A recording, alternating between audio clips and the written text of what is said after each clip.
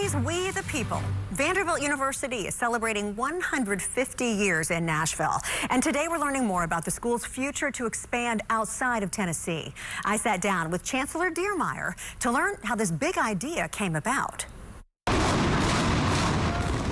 In July of 2019, the explosion of the Carmichael Towers 3 off Nashville's West End Avenue signaled the most visibly dramatic step into a new era of growth for Vanderbilt University. New residence halls and a Gothic-style tower have since taken its place, with even grander plans to follow, making Vanderbilt's mark across the United States. The school announced its opening campuses in New York, San Francisco, and West Palm Beach, Florida. First up, the Big Apple, inside a former seminary.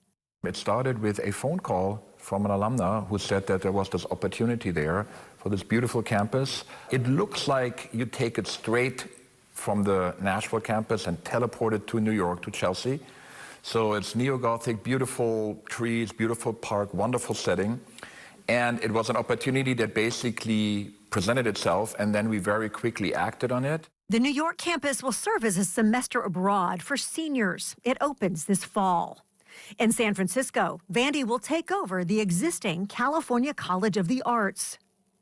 About 1,000 students will focus on technology, engineering, design, and entrepreneurship. It opens in 2027. And in West Palm Beach, a graduate school focusing in finance and tech to be built from scratch.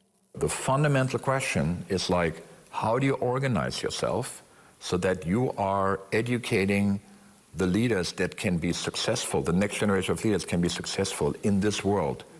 That is front and center for us. Diermeyer says Vanderbilt's rising reputation, competing with Ivy League schools, has required a priority shift from being a liberal arts school to following an engineering model.